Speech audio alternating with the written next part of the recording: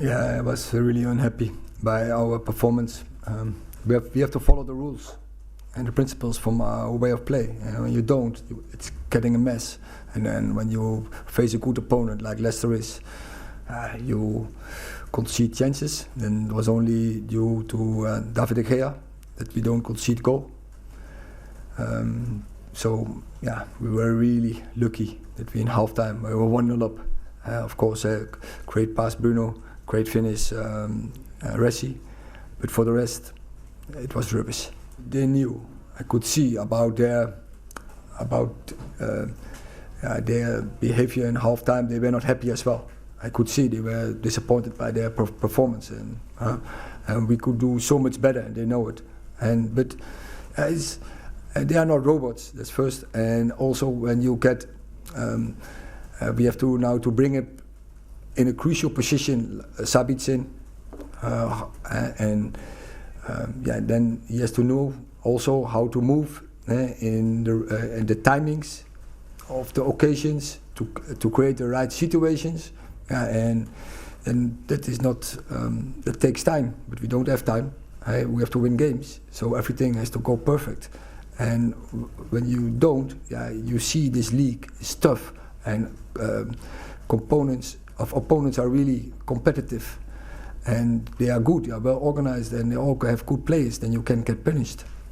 Hello and welcome to the Everything is Black and White podcast on YouTube. If you're new to the channel, please hit that subscribe button. We're going to be bringing you loads of brilliant content right here. Stuff you won't see on our other social media channels. So do come along on the journey with us. I'm Andrew Musgrove, and as you can see behind me, there is St James's Park, looking absolutely lovely.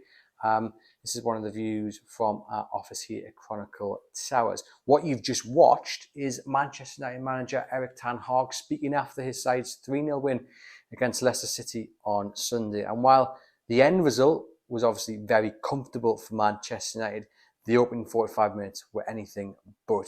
They were sloppy, they were vulnerable, and they had frailties that unfortunately Leicester City just didn't punish. And you can hear Erik ten Hag speaking there. For him to come out after such a dominating scoreline and still kind of slam his team in many ways, it shows you just how wary he is of starting like that against Newcastle United come Sunday at Wembley. You know, he said he was really unhappy. He said it was a mess. He said it was really lucky that they got into half-time 1-0 up, and he thanked David de Gea for some fantastic saves, and he said it was rubbish. So he knows his team cannot afford to be like that come the opening 45 in the Carabao Cup Final.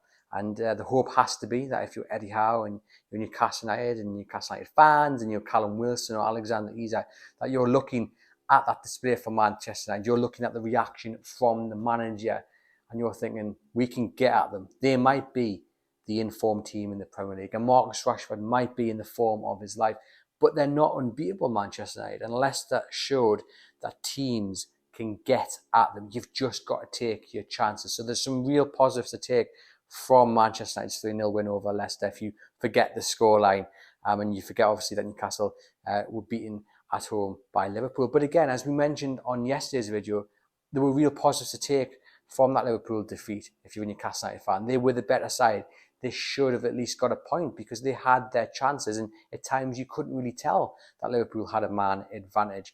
That being said, I guess the fact that we're sitting here talking about Manchester United beating Leicester despite not having the best of it in the first half, it's that old worry, isn't it, about, or that old fact that you've got to be clinical. You've got to take your chances when they come. And if Leicester are struggling, then another side that are really struggling at being effective in front of goal are unfortunately Newcastle United. Only 3 league goals scored in 2023. They've scored 8 in all competitions, of course, netting in the FA Cup and the League Cup. But that magic touch in front of goal just seems to be escaping them. Again, we look back at the performance against Liverpool, you know, Alexander Isak had a couple of chances. He flashed one wide in the second half. Alan St-Maximin had a chance or two, and it's just something's just not clicking for them. But you hope on the big stage at Wembley in front of 33,000 Geordies who are hoping that the trophy drive finally comes to an end in front of, you know, the millions watching at home, that whatever's been lacking in front of goal in recent weeks will not be there come Sunday, that they will take their chances, because I think you look back at how Manchester United started against Leicester and you can see that the chances will come. You know, Newcastle United, what they've got to do is make sure they take them, you know, because we don't want to be sitting here full time on Sunday thinking, oh, you know, we missed a sitter, you know, or we didn't take the chances that came our way. You know, we need to make sure that if Manchester United start again like they did against Leicester, if they start like that against Newcastle, that Newcastle punish them. And I think, you know, I think they will. I think there's loads of elements in Newcastle United's favour. Geordie's taken over London. Geordie's taken over Wembley. They're singing the atmosphere, and also just the chance to make history. You know, the players will be well aware that this is the chance to win a first major trophy for Newcastle United since 1969, the first domestic trophy since 1955. This is a chance to get your names in history, and what a chance it really, really is.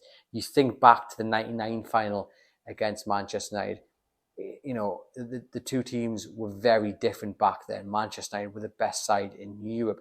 Newcastle United may have fallen off slightly in their form in recent weeks, but they're still one of the best sides in the Premier League, and they're not too far behind Manchester United at all. The only thing that's different is the form. But this is one game. This is a game of 90 minutes, and it's about who wants it more, who wants it most. And you will hope, and I get this feeling the way that Newcastle United, the squad, know exactly what it means to people on Tyneside.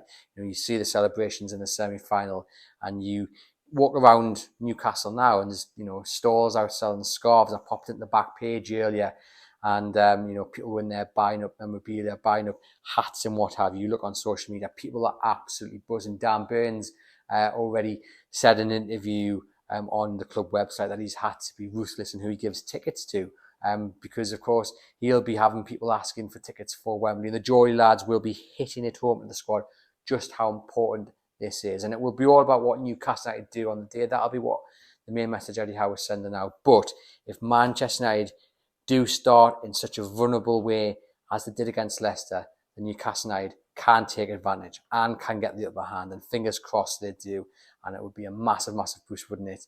A massive boost to their chances and taking the cup back to Tyneside come Monday morning. Fingers crossed they do that. This has been the Everything is Black and White podcast on YouTube. Hope you liked the video. Hit that subscribe button. Head over to chroniclelive.co.uk to keep up to date with all the latest Newcastle United news.